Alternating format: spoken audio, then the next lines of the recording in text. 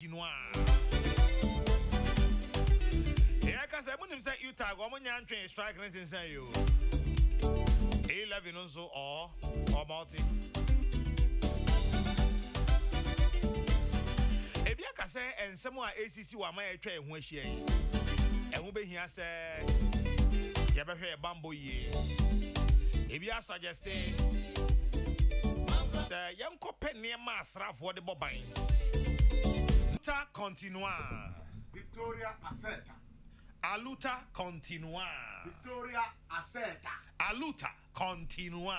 Victoria Aseta. Now what is saying? Oh, we na namo Srewenya. Srewenya.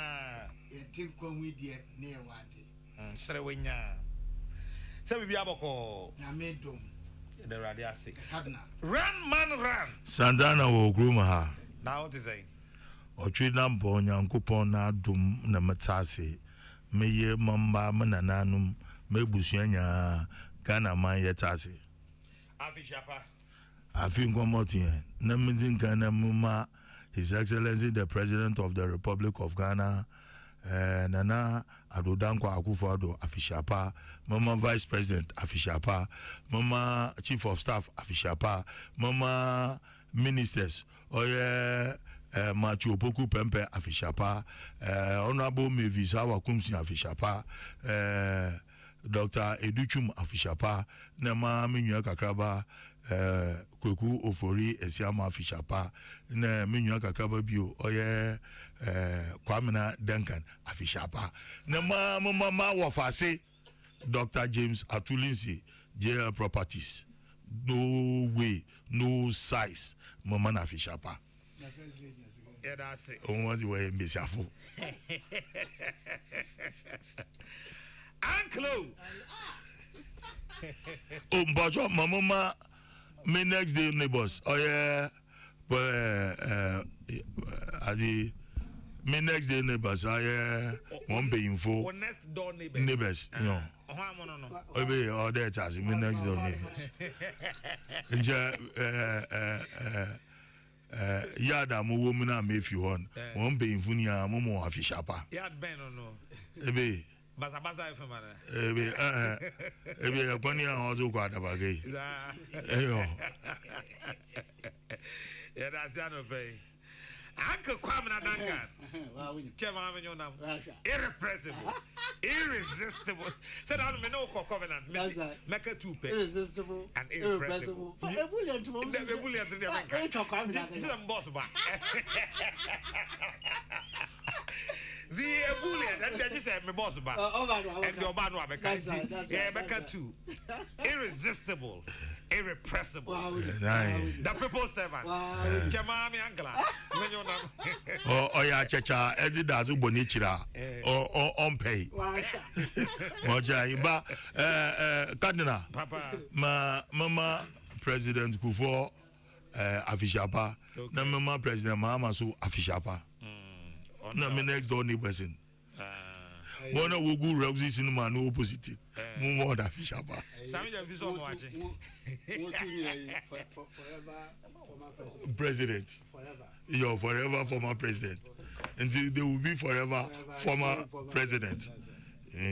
Oh, yeah, there, not there 2025, and there should be another new person.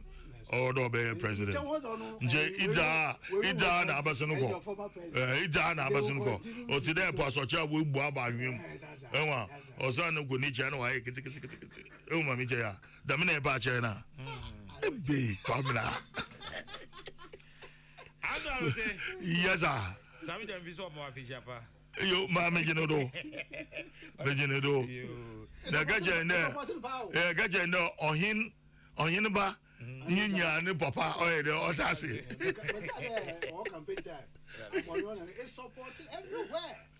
against my very good friend Fred Agbenyon. Fred Agbenyon a very good friend Nanja ehunde Peter enwa Tama Simon Bajo na okwo Peter o de susun konkon o di yedwuma o cash bi wa anti on ten ka o yadi no yimi na so peros get but onu feed Peter him But beating him, no, so young woman is one time. Okay. Yada Marciano pays up. Yada Marciano Pesamonia, Yahoo, Adaja, and the mobile train and come up. And someone at that process, no pay, I can't want them. Levy, Ewa Hasi, levy, Nisiano, or that's so congo. So, Oku, so Obu, only Yamin, levy that so Epon Gongo. MPP, and in fact, and now we have parliamentary minorities, so baby Omujina on 11, a one Homujina. They are not moving an inch. MPP for also say 11 a beboa ama omino etumi etu empon. Ebi musu so aka say you tag any aban sense mu as a say aban ehwe na oni you tag for no etumi eka asem ma asundwe eye adwuma hye oba say na be ya bibia ebetumi akoyie because ebasa ebeha Ghana enwumehia kabila mpese me no frase anopen 11 you tag. My security one person. What the 11 you tag? Yam fan free. I don't have never free. And that's it. And then I call ye guy the kind of affair in Pinu, Abunu, Mienu. Me back Kokrokoo. Na Mesre, na Majina, penny for a minute or more panel. And then I'm a Ghana, my money, nine, Freeman Penny, and not Dankwa Akufado.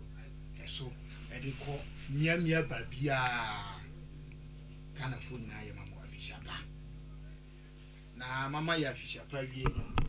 That's what da a year a Jumakui, a despite media, Mokofa by Nadaroma, Ena, Jumadi Air Coso. In fact, the first popular local language, and I say, Kasa, you krum Kasa, ye did Juma Wafidi, so a year station, ya. Now, Koena Woda, a torso, a Dusia, 60 years, or Kakonono, Nipabia, and say, Church was more, say, 3 score and 10. 60 years, or Kona Nimpa, Yabemano, I would up, I would pa. Na yabo nyame mpa say obehwe ne so na kadna maka ne say awie ne mesre mede ma Ghana ma na mede ma Yura despite no wo kan mebusem etimi ensa enum ene chichemu num ne ensia na o say memfa wo re enhye nipa mu memfa wo ho entu nipa so na mom fa wugidie wa rehye mu nyina fa ma Nyankopon tie nasem na obe hwe wakwan watenetene wo de mebo empaye ede ama ye nyina no meda se ewo sa ye kwan a wo ma mi cardinal eye suapon achechefo atuatie a womo se womo nchade biom no the medical can say ajobre abinfumu akunini mabre ansa na munya dibra hodo a mukuta wono mo a akọ wo mani mabeye abinfumu akunini enye dibre ketwa a esese ye tutu na se na minim se mona moto obi a mutu no munim de ena mutu na wo hwe nsem a akoso nyina ya cardinal University Teachers Association of Ghana womo disadvantage and I say womo kapia nsem a enkoyie no enye isolated in the entire teacher community e wo Ghana and I say achechefo my cheche ni minua pani minister o ye cheche ni a ote anmo e bia ye ni classroom there but no kra wom ni say o hwe fiti kindergarten mo frantete ya hyase teacher fo e wo ho e de ba mfimfini I be kan second cycle wo de ba e honom de ba de bedru a teacher for oman yi said ye si hwe wonom ebribi ene kwan a ye hwe wo mo enei no ene dibra wo mu kuta ewo yen asetena mu no me fi say ye san hwe honom yie bio kakra wondimi fa so bo no ma ayi regime ba konkwan. But as a country, no, me gidi ye pass ya disadvantage ye teachers. Na teacher for also entimi nyo mu mfimu because they are also a part of it. Enti na me kan say na de mesre ne say the ama asem yakodu de adui no. Ene teacher for say wo mo encha de wo university. Enso bosome so a wo beji o makatua. Me nyini say professor for we de manoda sumina so bosome so a mo beka se ena dodo a mo anko lectures no yan kan no nyanyin fimu salary mu. You won't do that. Na mom ade a mo anko kire no de bri a mo anfa ncha de ne de eko na ya nhwe ye na se nai so etwam anase eduru enna bia universities no enam se mra na omudi ye adwumanti anhwe ye a wo metum na yetum a yetum akosi da ben oman mu no nyina no ede na ye hwere sukufo anase adisuafo a ye ho akokam no yen de ye ba hwere no ede nya ede asi anamu ana aye mpata menyini se ye betuma anya ho anu yie enu ntina na mesre se professor Foy you tagin panin Foy monsam kanyei enka mo be koso atrade abra yedi hu nkomo a ye ka bi mamo because esese ye hwemu yie se mo conditions of service any kwan ye fa so ehwe mo asetena mu nsem no ehia nkomodie at a national level na cardinal me kan na me ka besi so se ya mamra we ama nipakuo bi nhyehyeye se wo mo sikasam ntote aginatukuo bi nkoka ho asem ye dodo na aka de ekuo fufro ene nka ho asem no eka ho bi na saade yi ede ntawatawa eba o kai professor Ntiamu committee report no a o ka sasem yi but na enka dwumadi a na dwumasom a ye de ama wonom se wo mu eni no ho enti mesre se ebre a ye ko yanim yi no o mamra satra ya ya bia ye mu binum ya ka ho asem se ehu hia no se tod eda no so na ye be yes ade na ya nhwe enkon kan se sade sabi ebeba aboama de ma ato toten efri se sa akatua ho nsam kikan ankalote se ubeka ya o mampani kufo apenso ana otu anamo a na ebiasi pen 1957 and no before yebenya independence the colonial administration has set up. In fact that time now Kwame Nkrumah was part of government because no a prime minister. They set up a salaries commission. He was the leader of government business. He was prime minister. Yes, because the constitution, the Kusa constitution was amended in 1952 to create the office of prime minister. Yes. You know, a leader of government business before 1952, but 52 he became prime minister. And omo ye ama ye former member of parliament for friends saying baby chenche MP Fresba for papa who was an academic at KUS. Yes, obey implementation committee chair on that salary committee any deba independence mo me can aba say fast forward mampani kufo setting up the single span salary commission no out of a committee's work in subsequent to Saturday, but anomalies are not say differentials are never one more single span salary structure. Neck as say a baby free one mono. A cameo say implementation ye na because yama ye won crofobinum aquabinum sebi woma katua ho nsem ye hwe differently.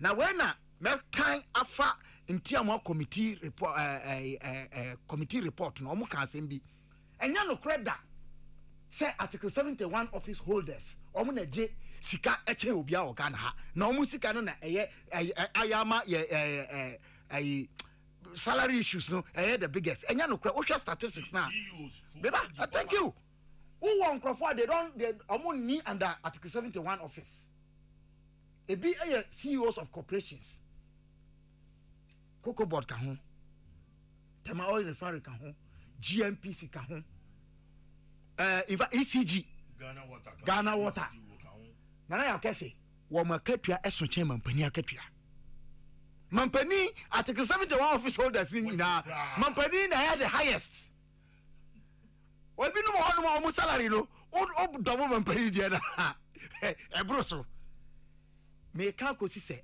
akatua ho enkomodie yenya long term plan no enne beboa ma immediate short term ya sese yetu anamo ne se juta for yesre mu se munko classroom na yesre aban mampani mesrew your excellency na yewura the month of love mu eye odo bosome sa na wiase aka no yemfa odo emfre a teacher ayifui eye nkomodie o kan trosem a o se kasa boko esankan abufu me giri ye pa se ye no mo kasa ebekoye na masre a chechefo no so se yenya tintin because you can say you did the same year pa UTAG is not entirely blameless.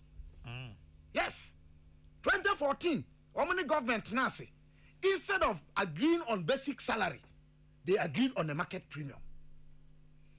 Difference near there. Difference when they say market premium no adia no omo calculate no say dollar ne one cent and here kosoro na eba famu a etimi man peja ene ade basic salary no ye say yaka say bosome wo ye aduma o despite han mo obusumi akatua say nete ne botin ni nie okay and enya sabi allowances a wo beje aka ho no na ba masika no mu ayedu sabre no sa allowances masika no mu yedu enne wo hwe allowances value num ne ade na masika no mu enyedu enti the concentration should be on basic salary.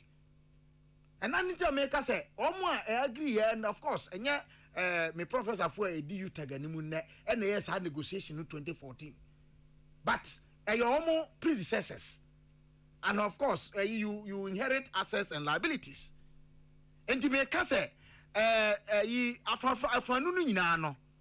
yeah, jobre, na yentrase, na yeninko, if you say, yeah, bre, I was had the no. You need to me say a very resolve our problem, and I'm talking about students. Now, no, me no be blame student leadership. What can they do? Oh, I no papa ku.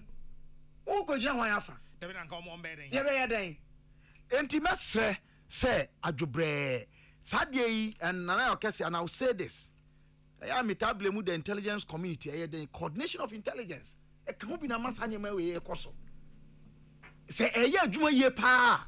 Me GDA passe ye bet ma resolve sa nyeme fa kese na ma me nko e levy nsam kan no because o si ku de ne enfa no nye last na ya kese me ye disappointed kakra e wo kwan a aban a handle e levy asemi okay the time me disappointed ne say aban was a very good reason saying tipa or introduces our tax because the entity say na ya okesi me tie me twa e levy that so yem friend e levy ntia chechirem e levy ni yedian ya e levy ya wo mo dia bai en say sika ewo afidie so ana say your friend say digital abẹ for kwan so egu way so o mane o de mane a sika na wo mane no ube tua eto e wo sa sika no so sika na wo de mane na na okese minim say me ne wa mobile money transaction da ebia wa mane me bi da they won't send me bi da but say wo mane me sika sesi ya say 100 cities na de mane me a ye be catch us say ya tew sika say e wo sika wo mane ye no so minim one out one in one out me boa catch me wo send sika bi to say send me 1,000 na me hwede on beto What's 80,000? On better 10 cities. 10 cities. Now, open says, you can 1,000 in your goodie in Pagono. Just all the 10 to so. Just all the 10 to so. Wait a minute. Now, no, me to idea over being a mitriaka. Sikana mitria, no. Now, Sikano, I don't know, boy, 200 Ghana cities. Mitria, yeah, no. 2 cities. Or say, I say, or say, fee charged 2 Ghana cities. The main patron say, me mitria satui. The idea mitria. Mitria. The principle and the spirit of e-levy, you know, it is there. Now, 2 cities, you know, about Nimubio. Telcos, any vendors, baby, I'm a coyer, no. Send up me company. I'm sorry, I'm putting your friend company be ancient core man company. A transaction. And the baby, I'm here transaction, no. One more, I was Sassicaya making 2 cities, no, or more mufa. And a telco platform, MTN, I'm here or more than so no, almost so our farm. I buy any few.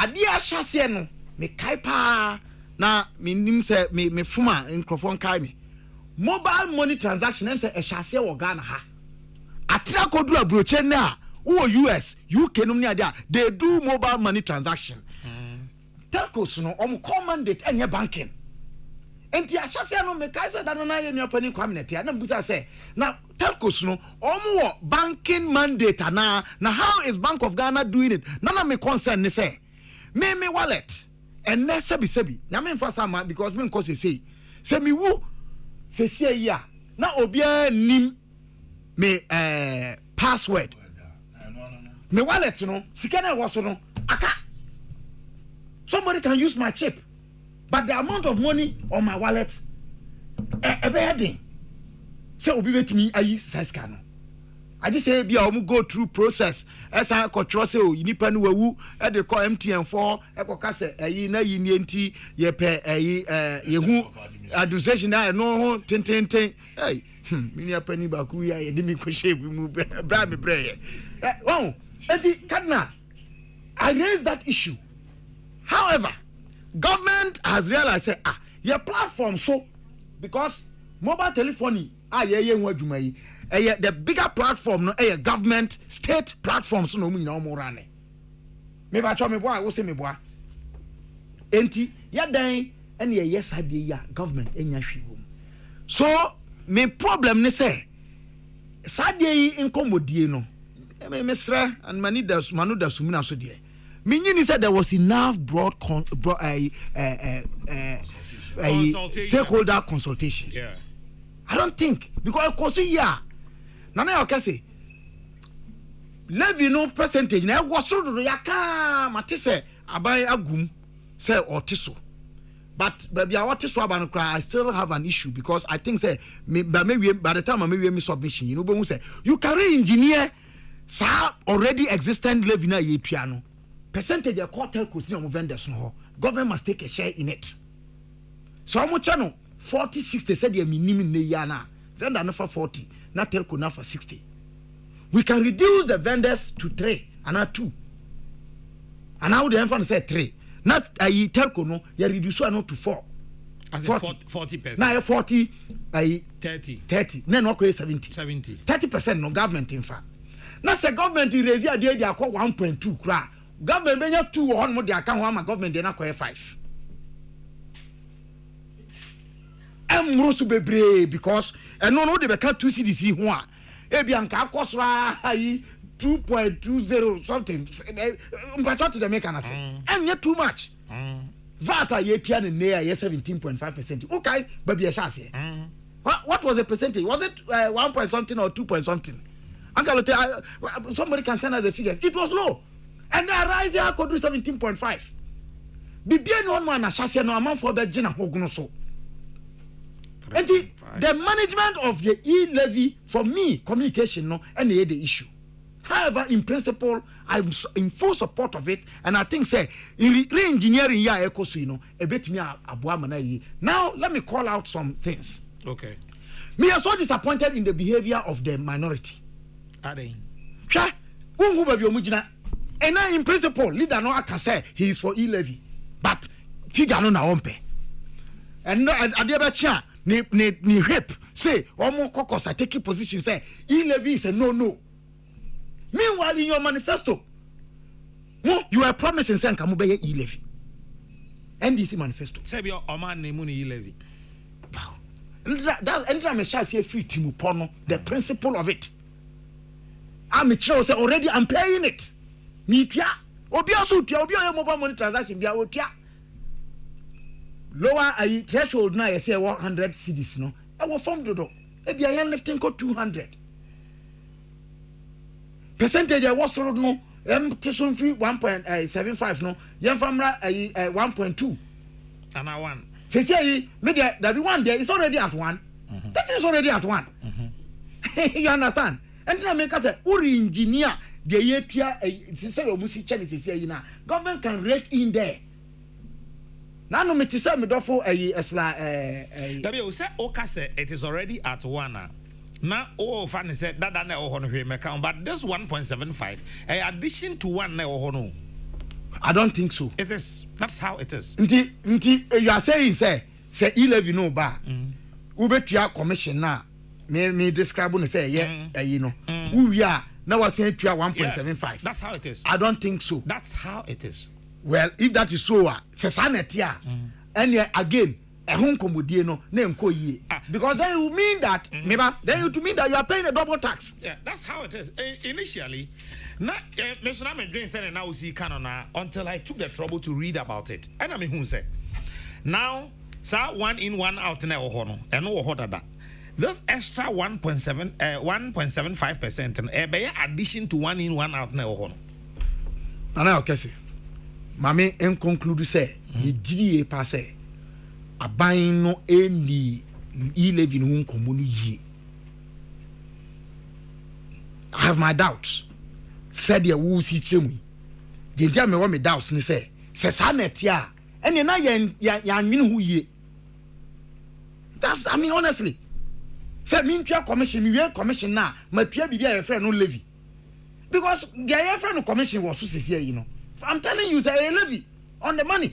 In fact, Sebeya Obeti the American see you know recently, and I think last week, the Honorable Minister for Finance, no Okofuridi, I'm going to a town hall meeting. Be now explanation was handed by and said, I'm for 1.75 no was on so and no say.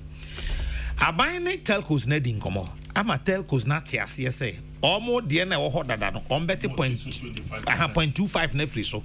I'm about a 5 and sana ye do win aba entino say ebekwa kwaye sa 3.75 na yaka ho asem no ebeba fom. So you see the point, the principle. Say in that case no say telco so to omo de no so a ebeka anyway ni beka bom but na me ma was ma som sa nti me ka ko si say yan san nwini hu like yan nwini hu ye na yan hwe kwan e betumi afa so ama existent arrangement no ye benya hu bibi na we na so akobo minister nti meka me giri ye pass nkomodie no bi wo no ma akwa e ka hu bi na poison ta atmosphere no. For instance na me ma bibi say yan tua e-levy government ntimi nye ni nyuma. Hey, are you part of Akufo-Addo's administration? Nana Okese. 2020, from 2020, COVID, this president managed this country. Emma Ghana is an example of what the best managed countries around the globe. In fact, who Ghana, you share a WHO list now. Ghana was 3. Who China no say Sweden say nowhere. Ghana was next. Akufo-Addo did not use e-levy to do that. So how can you tell me say without e-levy you cannot govern? Nini ni say communication is right cra. Na manenka bibi sound so minister. That without e-levy you cannot govern. Go ahead, Kabila, go ahead. Nana Okese. Kabila. For the first time in the history of this Fourth Republic, 2020, any di kan Ghana ye to aba aban bia free man bia so ameso yasen kwan bia so. the election 2020 was 100% funded by Ghana government. There was no e-levy. Government did that. I'm telling you that if you take the line, say e-levy and bar, untumi manage economy, and I say untumi handle or spending there, it is a wrong communication in my view.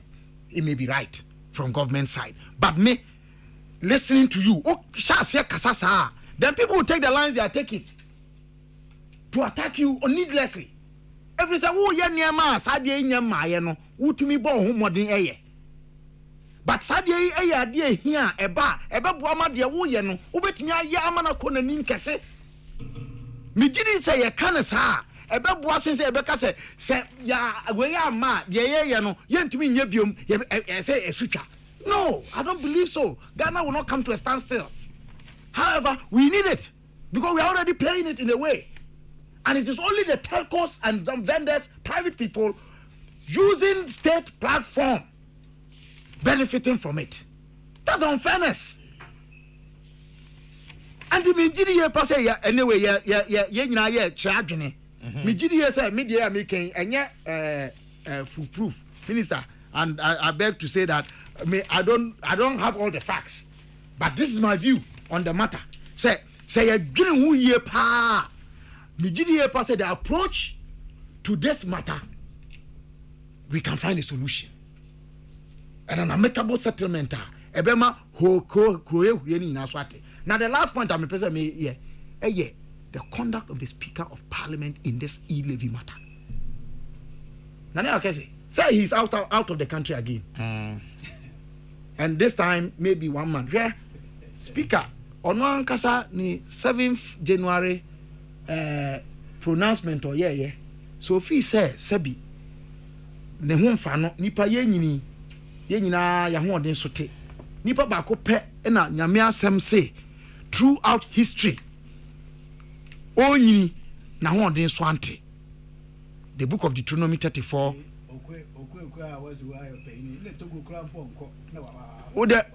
meba enti the right honorable speaker where I'm launching a crusade. If we need to save the speaker, let's save the speaker by asking him to resign quietly, so that somebody who is healthy and stronger can occupy the space. After all, or resign there, he's entitled to all the things that he's entitled to. Copy time will be free move. But on one case no say ma or no. Bibi me ye sintudia in the function and functioning of Parliament. Mr. Speaker, by your own word, on your honor, these your travels on health grounds are becoming an impediment to the functioning of that second arm of government, the legislature. With the greatest respect, in the name of your own words and on your honor, I'm pleading with you. Save Speaker Bagwe by resigning, and let's get a new speaker, so that Huya Koka and minorities here and call numbers. Majorities say, Adai, how can we be so helpless as a country just because of one man? Me and Kase MPs gather signatures to get him out. It is another way. I would not recommend that. I am appealing to his conscience. On the basis of speeches Mienubia Omaye, January 7, 2021, and then the recent one in November 2021. Tama Oko na yibaye na yareshe baye de na asie after the the coup d'etat any ade na it was restored, sanity was restored in Parliament. No, Mesreno say on his own accord, in the name and the principle of honor and knowing shame, to save Speaker Bagwen, perhaps the best way is for him to resign and save the office. Nana Okese, Manu Bisio. Menso Medasi, James Kwabena Bonfe Jr. Kabila, yeta friend ono ode nano ACCCA Kokrokoo dwumade no aso egusu a utie. This is from a professor of economics. Or say, indeed you are right. The 1.75% is on the value of the transaction apart from the charge by the telcos. If telcos take out 0.25 to enable government bring the rate down to 1.5, calculation becomes difficult unless the 1.75 remains while telcos take their 0.75 up to 1,000 maximum. Government doesn't seem to understand what they are trying to introduce. I know a professor of economics, and what do we say? A buyer. Okay, I'm not okay. Yes, sir. Mammy, you was asking me. And a bit, my mama. I'm going to ask one for Kabila. Kindly thank Kabila for us. He has properly dealt with all the issues on e-levy. We nana Fredia Ofuri Ata. Or no, and or do we buy Musa about in Kumasi? Let me see Kwajo Casadodo. Kwajo Casadodo. Kwajo Ben Bono. Who they are Obetiasi, Mati. Mazu Michan and Eferi. You, Patomaminka, when I'm in Uncle Teso. Nana Akasi. Kabila is dancing over the issue. The fact is that government is dragging its feet in resolving UTAG issues. The only language that can push government to do the needful is to go on strike. But unfortunately, the students will be at the receiving end. Politicians are toiling with the lives of our future leaders. Musa Abatwa, and Oduwe Ifi Kumasi, the Eba. Agalote. Yeah. Musa Abatwa, Menyanguzo, Veza, Sampai or Abatwan. Ne staff you are. Musa Abatwa, Mijel, Mama, Dr. Ose Kwame despite. I got short ones and album. Kojo Casado do Quabranso sa.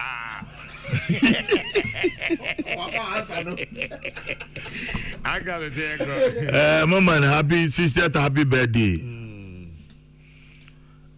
Missing the penny grand about 60 years on Yagur. The Yangupon Adum na Nisha na Wama we could do the more Pempensui. The already birthday, you know, happy birthday. Nina, we don't know the same thing. We don't know. Also, Gomantino, also the Abra. Nina, the same thing. Na, anymore. There are role models in this country. I share Nisu.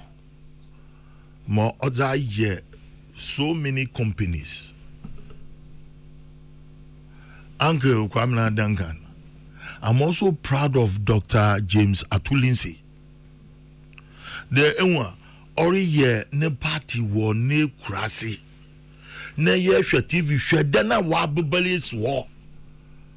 That village within a very short time will become a peri-urban town. Anemwa.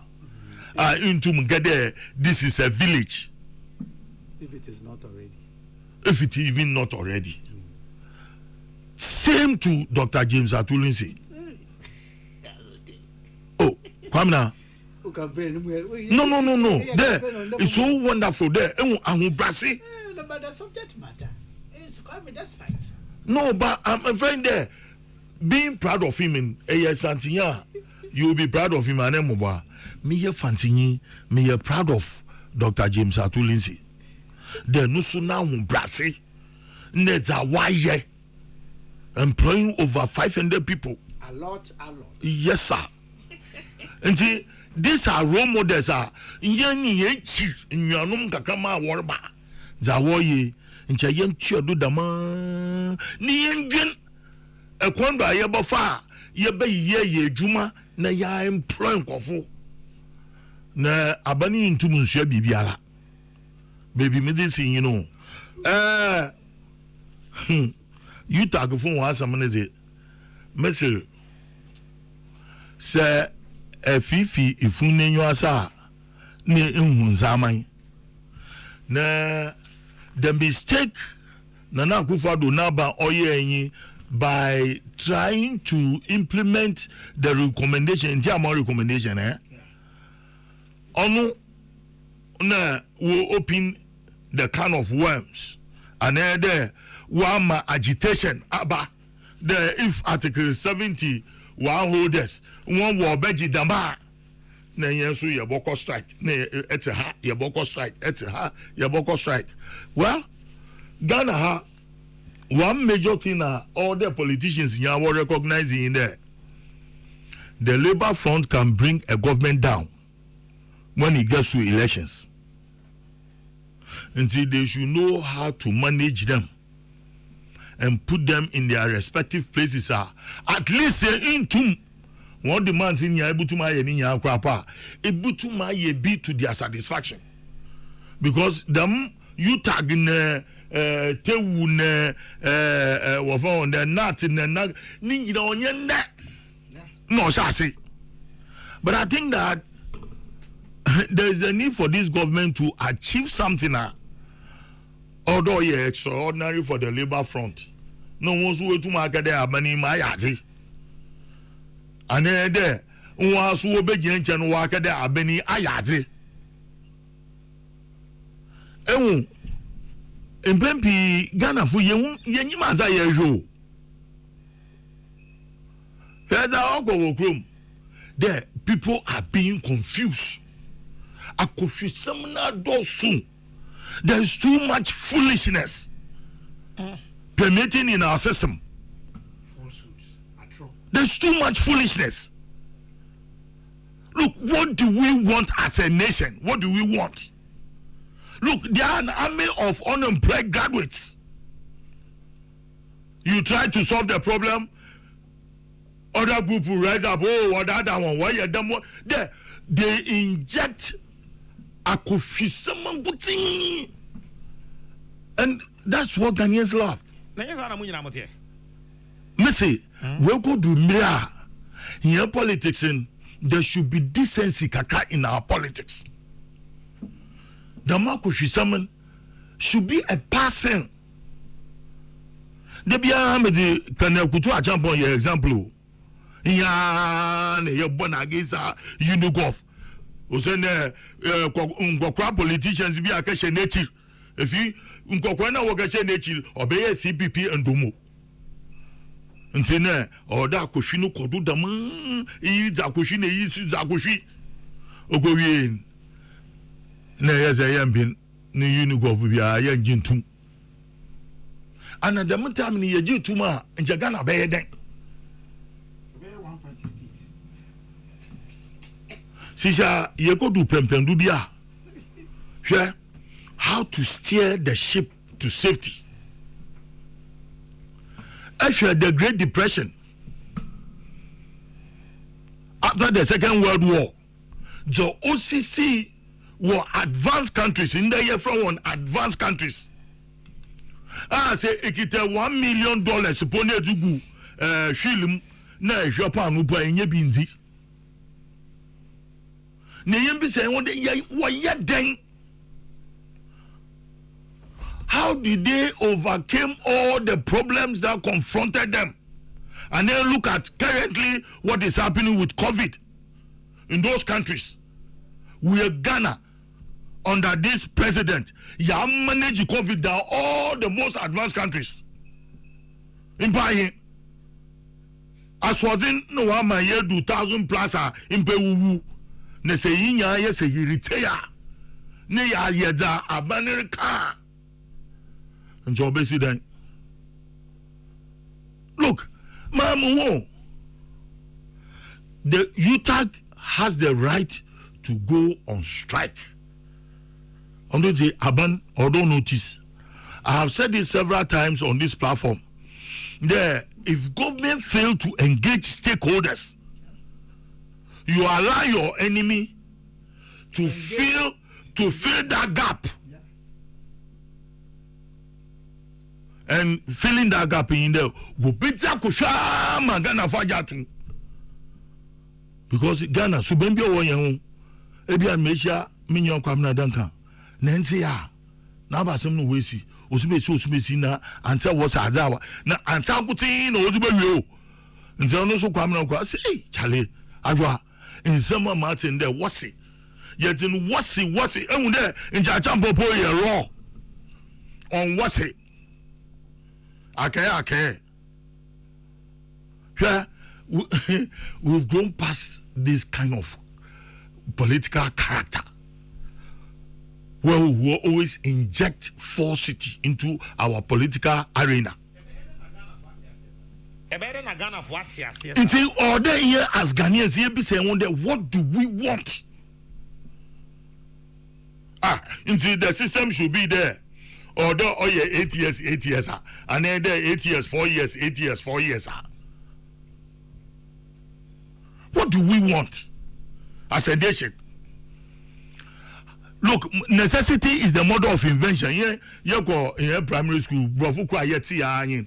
Yeah, be fine yeah, the blackboard is ya mutaza. Kwa mna numuzi nanzi ya no benzi we. Blackboard is ya mutazi na ya kwa. Yes da in the watching necessity is the mother of invention. Na kwame na badansi amene kabila so de bana enjoy your can impenyin. Oh, I'm sorry sir if you offended. No, kwame na offended. Was he levy aba? If you may by ye levy do you target mamre besa abayin there. Won hwe you tag for go school you tag for so wan yade. Aja one year in there what trend my parents you go to your one school fees ya bre ya go residence amon hostess we was a worker strike until work home or many resell and work home or many ye no so order catch one but one so that order for time 1 second kwekwana sisi ntikume mo bro ya mo bebudu mo benyen kotoku oha nti shase da free nyama na yezi mama minzi asama kwekwana se oga je ntikuman nti baby wedui za all there you tag for one second and I'm sure there Dr. Educhum I mean he's one of ministers de bia mo bonse mo one he does so well our human relations nti onkodo nda woma you tag for one go school tantam na mafamansu wonsu ade na won sika nka shoma yensu yan won be che yan bio yensu yan ma wo ho na ye levi minnex zone basi won asami nda ye 11 obama Ghana for one watch one na mu an opponent team o tumurika che the other team there if the kwamna dankana ya beshaw metibido yeah Ghana politics we go do baby na yeso aya ye jatum ama abani na kasa ne party ozo ne papa wa bi ni mbo wo jatum ebei wo opponent mu gacha o de osimesi anyi ni gacha go post ni ma ye nyim ni weakness ya beshaw 10 meaning the say MPP aban will introduce ye levy they will lose the 2024 elections ye enwa why nya yi kokwana si no wa guzi ne ye za na da abati awole mu na eside ye levy engine tum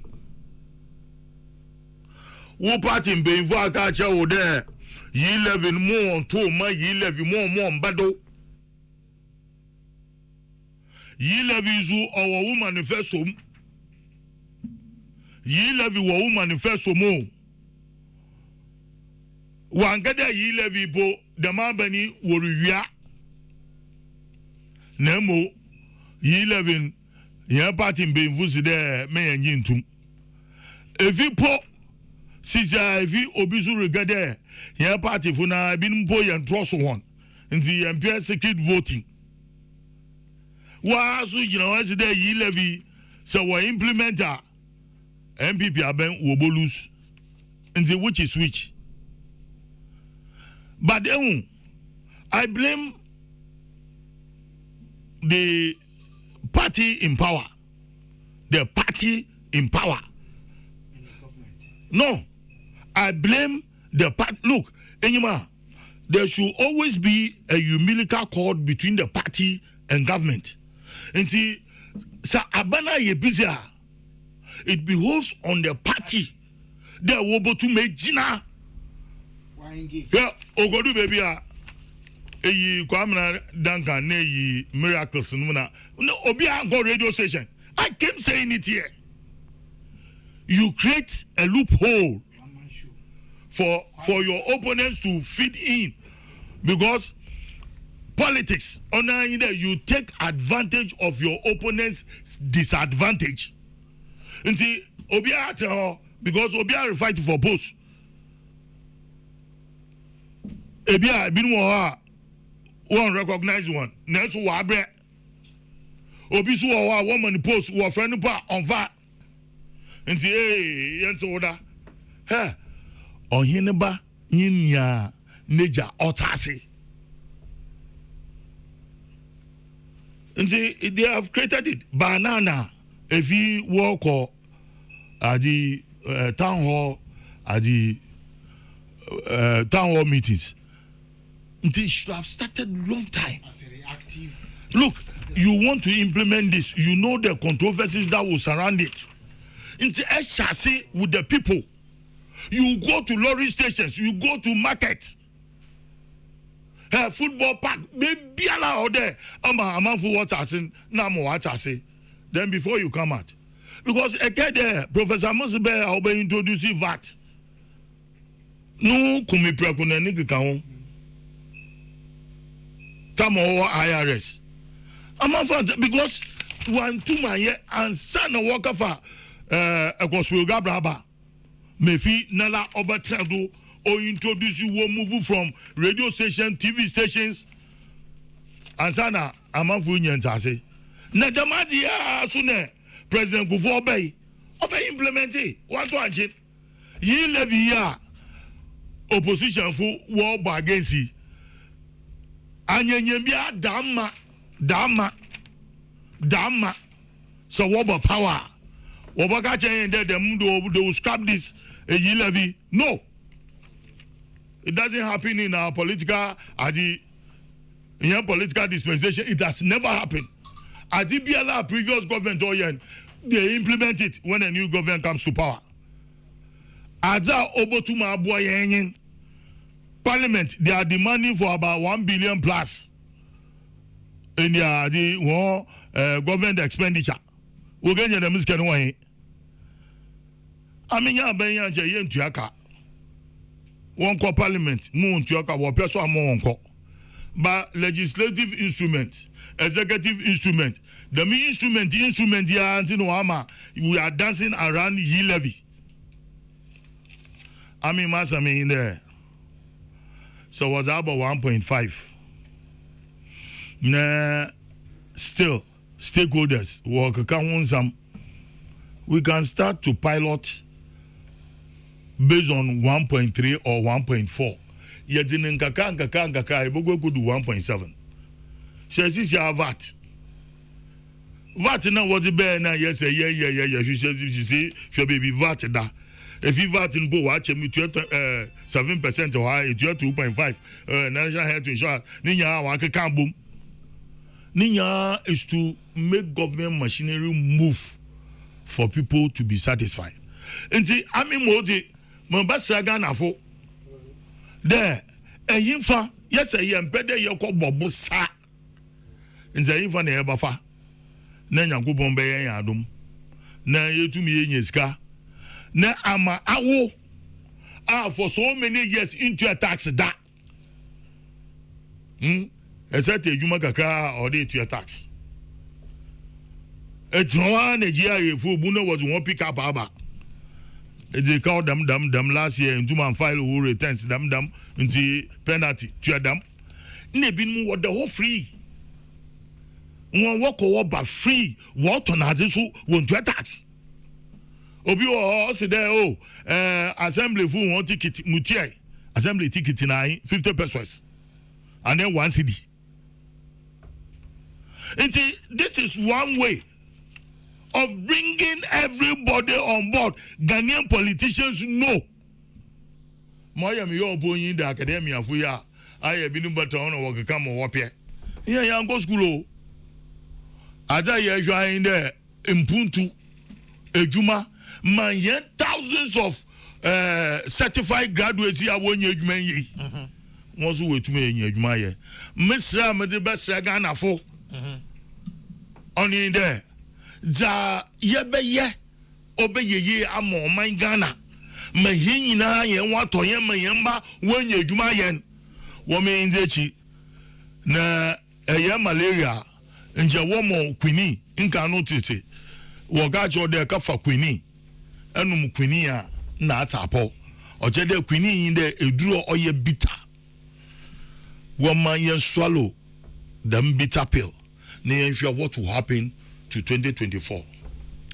Uncle Alote and Ote Nenkano Kokrokoo Medino Asungusu Auti.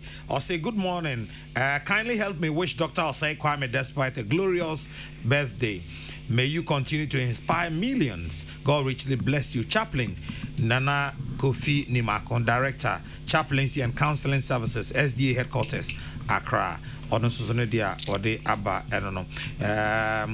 Taxes have always been opposed by citizens. Even in the Bible, it took Jesus Christ to advise people to pay tax.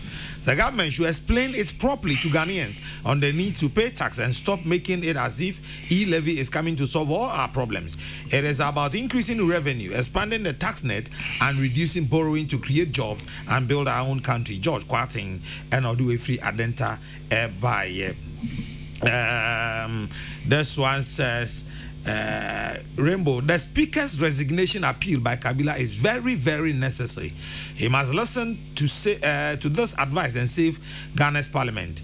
Okay, and then he concluded by saying, "Happy birthday to Dr. Osei Kwame despite."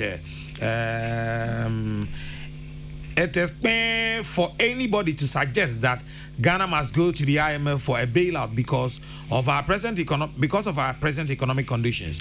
The strains attached to IMF bailout is worse than any economic woes we seem to be going through over the years.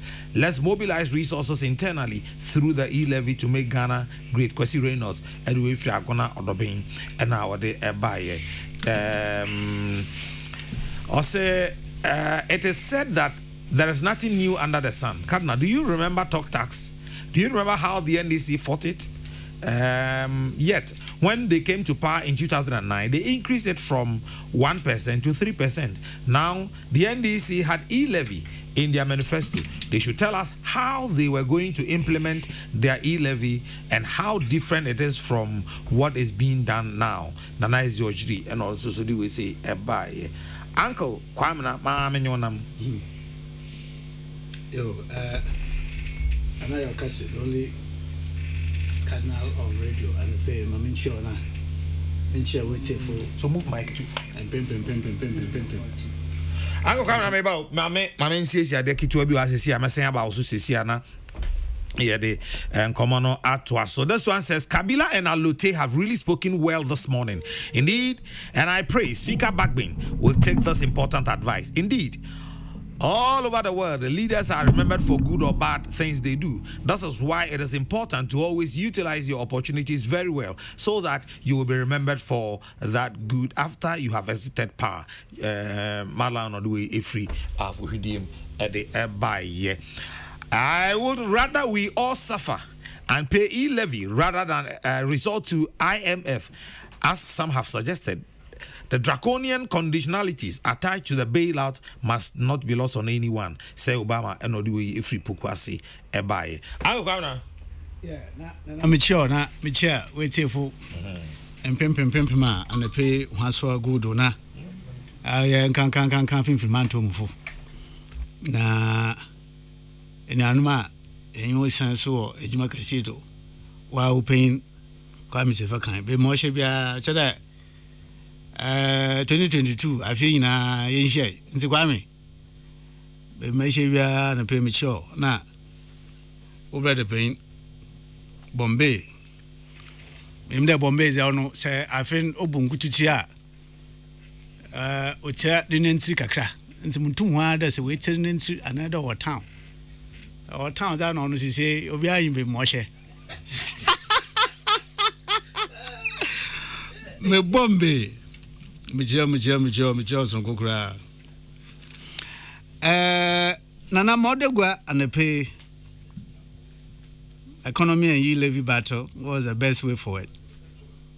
E-levy is for revitalization of economy. MPP insists. E-tax strike saga. What can be done to address the issue? Nechi, air security coups appear to be making a comeback in Africa. Any implications on Ghana? Na dem no wanga sa abosana to one. Ma agent kan ya tafro na I wonder it was 11 o'clock in Orbe. And some muka fan some aka was the time so kakaba ba kakati na sako. And some so go so some aka one vai 1 hour what to discuss. Amene. Aba. Uncle na cha ma kasa mai buffet. Buffet no the woman no chance na ka fa dikiti bi ada okite so time to mentibia na buffet no so we buffet no so I di ba so test na there would be any dessert nyina ka di buffet na ka an ka se wuti hu a wo yuti ban e wo meje okay next time mama jaba no wo twene ya hyase ya bro e wo yen ya ko never do before 5 a.m. every day. Na Maudi all the kind. Na Kabila kade. Them communication na ni sentry there. Yerba kadewu obai. Anu krampo na yi levi yo nso omampanyin na naban. Ogina ho na ado. Oh, no, maybe a Kabila new year. There, oh, yeah, March 2020. Oman paying no commodity kind on mine na G. Because he had a choice. Also, him a queen over for da. Or this is a summon she share, so or tapia, or you queen over for da, or by sign in our back. And he came. Na mum mo nyime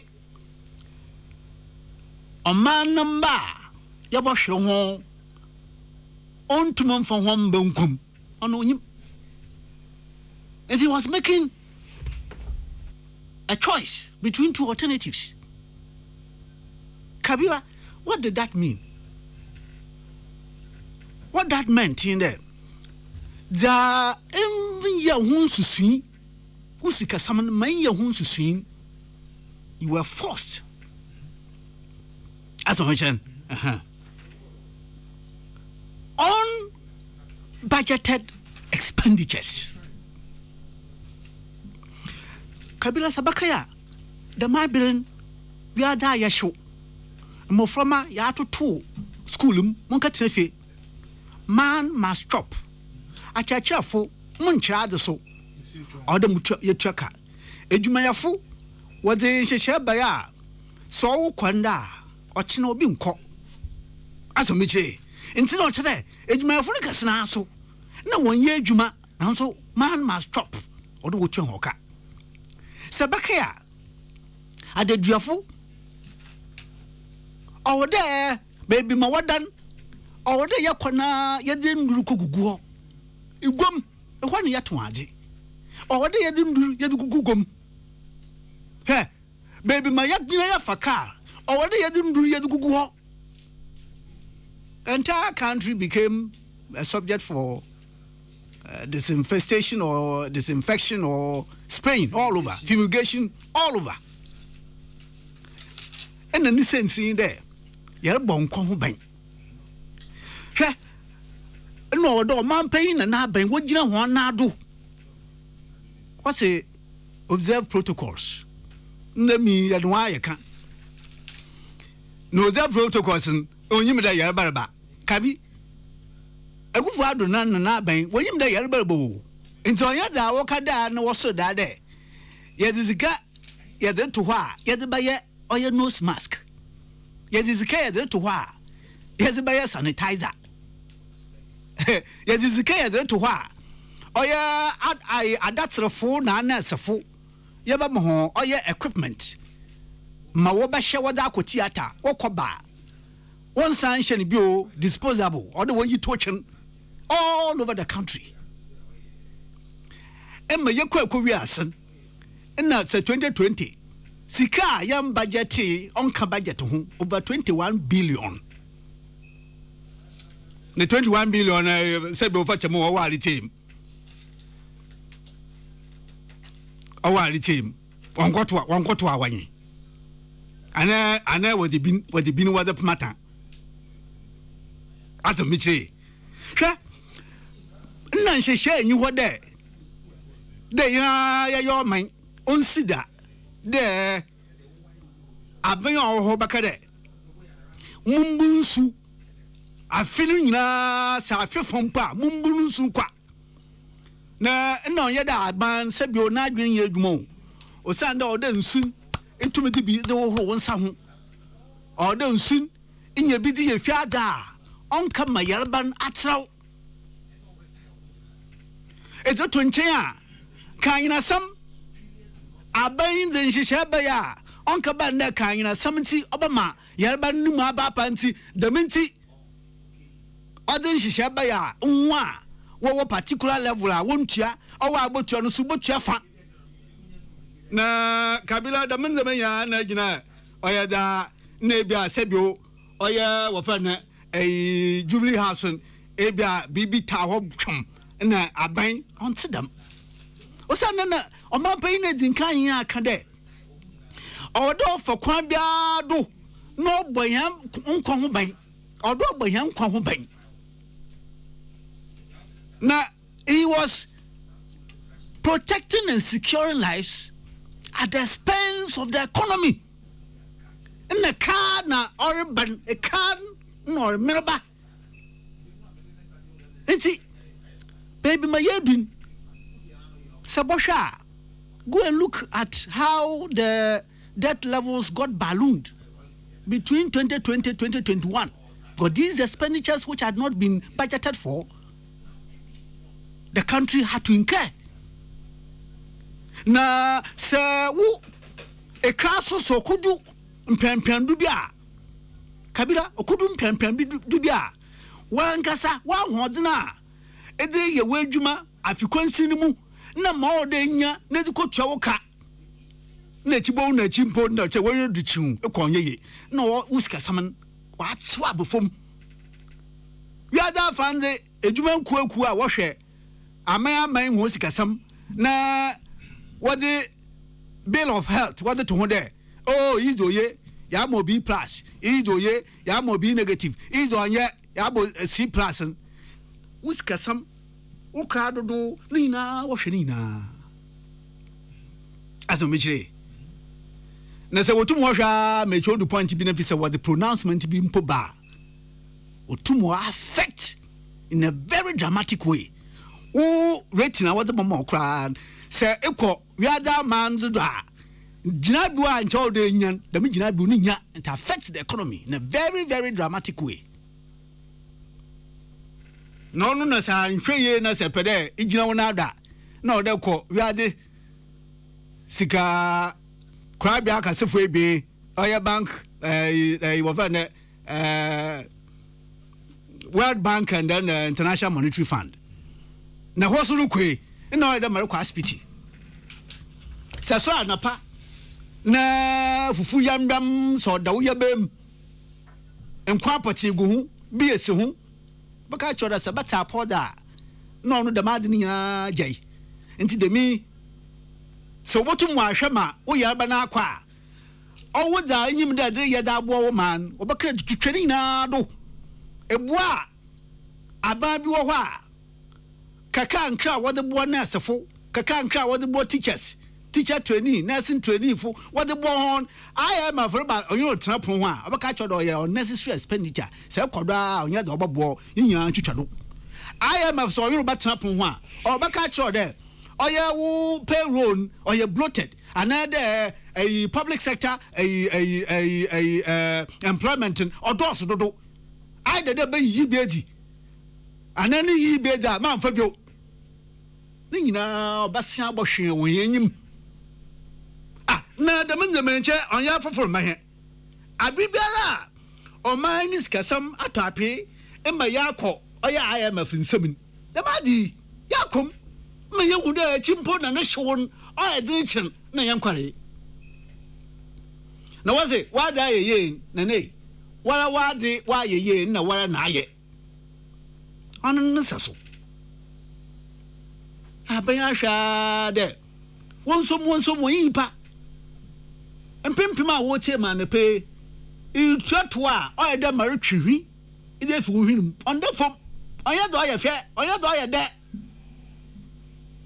baby na you was wa pato maton amanfo a obotuaton wo de husi wo ye rada yo on si wo baby ara da eto no tua on the form oya ya nanso se yanka se yendi he tirim se yanye ndam ye ntwatwa ngaka nkra yenya ahoto na ya hwehwe nyansa nka na ono so na ye ba se de so bandama enwu asika no baba won se ma wode ba ya adwuman won bo sika no ho ban enya so ayeda ba no eyeda oman na nyumin ha na mo ekura ya fa do bo hebra ya ma ya hu de obrela wa ba na de ma ya kire manfo de won yi won hwe won tu won hwe mo hwen ehwin enya so ye tu hade oya do hia o sa de o wa di manyim ni se ma hu de ere kire bibi kire de morukwe wa so kan wa na se mzi wachi na se mo hwe na mo hwe de na da ma mi nam kwan da mo kwan do no wa di manyim oya wo be na ka different ono oya da ode on ode ba enti in this arrangement aban na banu di fum pen nyina who subsists on public funds oya da obehia there every peswa must be given its full value. Every peswa, every single peswa. Expenditure sam fasunyi ho ayebutum ya kat nina on kabande at the end of the year when the auditor general the report baba na expenditure sam fasunyi ho abanama amamfo nse wotie na wo hwe nama na sekere wo ye bibia nana na wo ye hoya yambo kekena ya sa manfo da won fam dan yambo ho ban yamfanya dobotuma aboa moman akwanyim but it is a necessity. This levy is a necessity. Na probata kra epem but and this for you need to consult in one vein you talk about consultation, another vein you say the party has taken a no position. Nana, you are urging the government to do consultation, which is good, which is fine, which is proper. It don't go party fitinusra before mina must no. Are these trustworthy partners? For me, mama kind the government side must put their acts together. Say from the outset in Angasa, if we saw our numbers and ensured our numbers, there even though a nice edge, but there. Here domina you been here because it's all about just the majority, one vote. If we had that, in Chebante, the Mayon Koda and Yatin Timber, there will be consultation by NDC, Wabajatum, the NDC, Yajatum, there, consult, and so pass the levy. It will not happen today, it will not happen tomorrow. Mobia and that, I know there.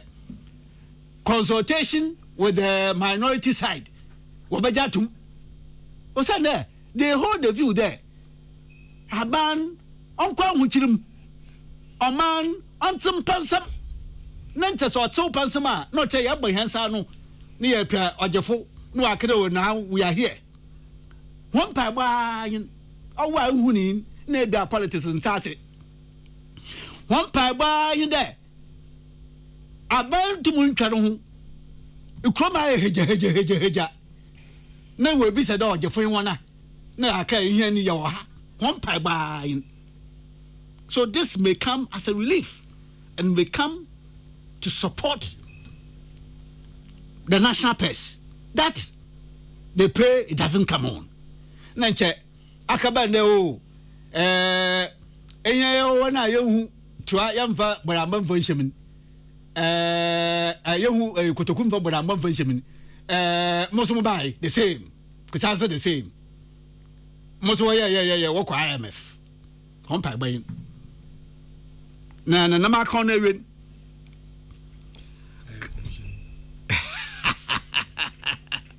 Omishe you come madanka aside.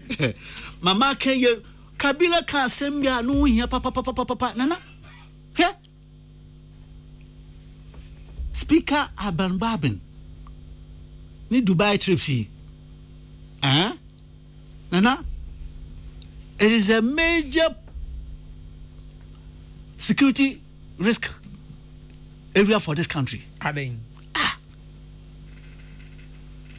So imagine tomorrow there is a very serious matter to be considered by Parliament.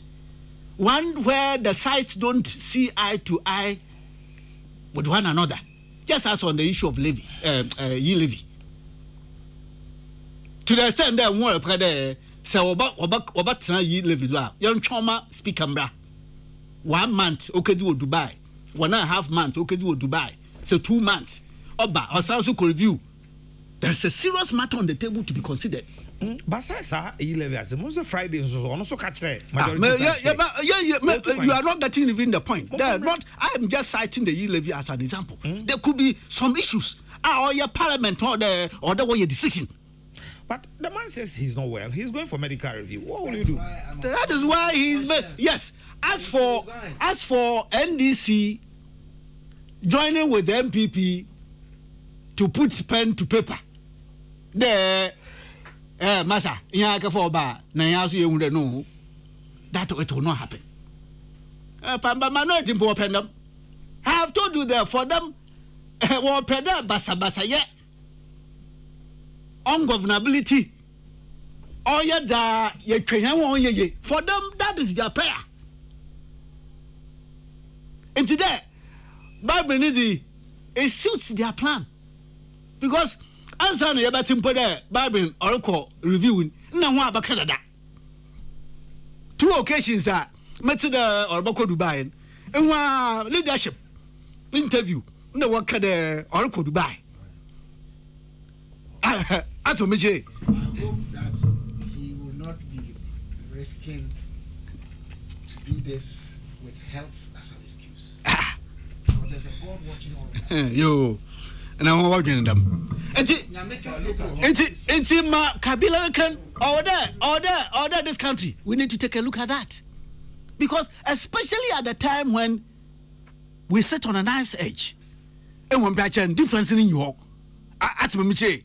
Now on 2 occasions when you want order fisticuffs. Near chaos. I mean not near complete chaos. Complete chaos. Complete chaos. Now members of parliament are surging towards the speaker's seat. Members of parliament. My goodness. Hey. Members of parliament, oh, and by ship go far. Ya so lie. Ya to abeda moho. Ne shede. Ya de wo use kasa na nyansa na adwen. Na mum ya de basa ya ya ba say ade. And explaining to it. Oh yeah, Speaker Aban Babin. No you ho na ma. Oh yeah, you tax strike. Nana. Kabila was given a little history of some governments and the efforts they made in instituting salary commissions with the view there. They rationalize. Kabila, I'm telling you, there can never be a time where salaries will ever be rationalized. Consider. And Kufuor's effort was a very good one. Yet, within even the public, the health sector, you had the distinct groups. Doctors, point out. Then you have others also say, to be able to go to the health facility and to nurses will say, there are your doctors and see, by the time I'm a jack in the plan now that one what distorting because mama what is the special arrangement to be by in a say equal aspiti kaya juma no more for hours or your allowance bia would you want more. That's right. On your Masarusha health sector, Ebobun total education sector. Ebobun total. It's Kabi, my brother Kabi, maybe Kabi, my culture there. As far as I have seen salary issues and agitations, I cannot ever. There will be baba you to me at salary rationalization. Yet that by my it's been running smoothly. At some point there will be distortions. As soon as one group decides there, my distortion, but that end it affects the whole. But that is why you need a medium, long, and immediate term. Oh, Kabina, with the academic there are nations who have done it. Then I'm sure for them, they understand there. It is a whole. Yes. The body is not just the head. Absolutely. The body, the eye, the nose, we all play together to ensure that the body works. Right. But when you have a system where others think that we have had a certain special training. So let's work on it. Oh my goodness, I'm thinking. We get this one. I'm a man of faith. Yeah. We get this one. Perpetual optimist. We get this one. Yeah. Optimist. Perpetual optimist. We get this one. So I'm a brave. Pa Thomas Wahi. Ha. Kabila. Mamerika Chawi. You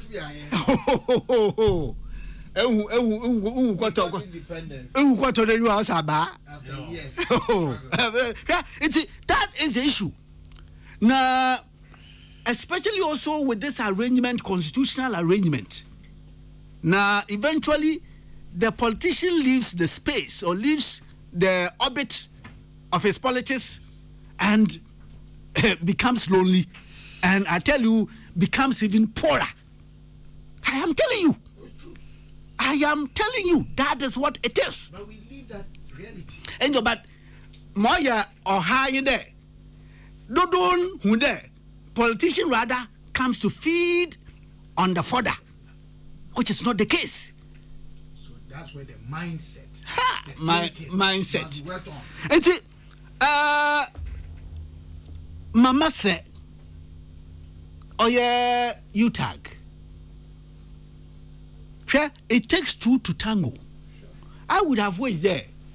And the country will be in some good position. And my son, Uncle Lotte says, yeah, my young woman, I had the best of times. And as a body, don't tell yourself that we're careless. At all. You tag must not tell yourself that we're careless. We want our pound of flesh. No. This country, where we are now, we are not in the best of situations. 2018, 2017, thereabout. My buying to me, yes, to me just at a go. 100,000 graduates or the NAPCO body says, yeah, you can see. Yan Shada the future of NAPCO. Are they going to continue to be in those institutions and the work they were doing and all of that? Even I know there's about 3-4 months cramble akutia on your dabitia. It is because we are not in the best of times. And see, Masra Chacha from Penfo. Emuim. Yami Nayabakacha Mode, damn not. You know it. Oh, yesterday, Uncle Bande, oh, the minty, not today, or that the man to truth him. The minty, not today, or there, Mamma Etamugo, Mamufra, unto them. Americans doing there. Or that wabom, or that buying no benim, no tomb, Mamubi son, or your baby won't. No one say, yeah, you don't so tacky there. My yellow pennies are one far my hair. You don't try no more, and no. On yada your boy mine. There must be compromises. A buying must work towards it. O Sunday, and before me, Abandam Crampa, a binum, over 4 months, 3 months, wait. And again, not seeing their way clear. Obinum, tum, wofum. The yaya nama on some fata, boa wangasa, boa, awful, boa, or man. And see, I know the minister, but it is not the minister here. In this case, it is the finance ministry. Yes. On here, Dr. Yeweduchum, maybe left to him, and Tenda, Temo, Hempo, once I come out. Wako. Finance ministry, also. And so, yeah, it's modern. Now, I'm worried. On yet, modern, I'm worried. But yeah, it's modern, man, for them condition number.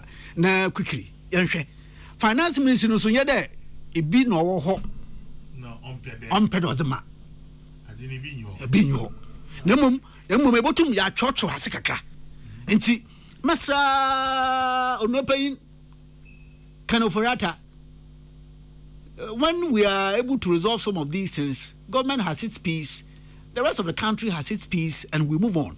For as long as this drags on, mama, you don't seem to have that kind of atmosphere now. Enti yabasra wonyi rom kakra na ntantam. I know that the National Labour Commission, which is proper because the National Labour Commission is a statutory body, is supposed to do its work, that it doesn't have to look into faces there you tag and kakahu more na warrior.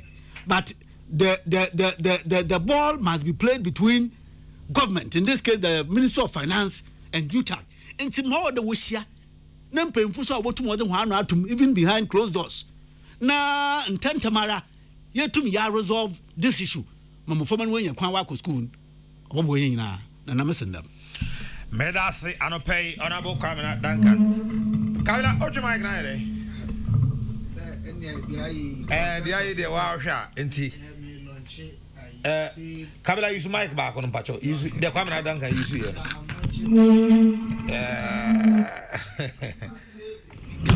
And save our parliament and the country. He may launch it, that campaign. Say, who should save him? Yes, Onoankasa, by resigning. Indeed, we are drawn.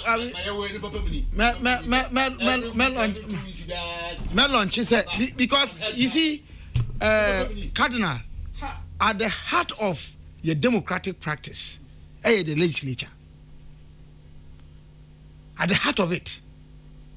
Now, to me in Kase, Speaker no absence in Parliament on 2 occasions be. And yet no enema sebi the course with you no a course. The evidence is there. It's empirical. No one kasa me say ni speech our man he made a vow that he will let Parliament function. He will not let anything be an impediment in the functioning of Parliament. His health has become an impediment. An impediment. It has become what he saw he will not let happen. In that spirit, no crediemu. Na mesre say Speaker Bagben Yesrel resign #save Speaker Bagben SSB and save Ghana and our democracy. James Kwamina Bonfa Jr. Kabila ni ata friend no. Honorable Kwamina Duncan, former Central Regional Minister. Bernard Alote Jacobs, former Central Regional Chairman, now a social commentator. Pedifo na mne omudi Jumana no pay on the 60th birthday of our boss, Dr. Osei Kwame Despite. Midamu nyina ansia no pese munya akwanti e Kofi Kombasen the Royal Baby ne motra. Akopem se premo beto. Premo to akase ebo no beba. O ha ne senso e beba. Me de radio asumdue ejamu nyina makramo. Ye frame na na ya okesi. Obetimi aframe the cardinal makramo.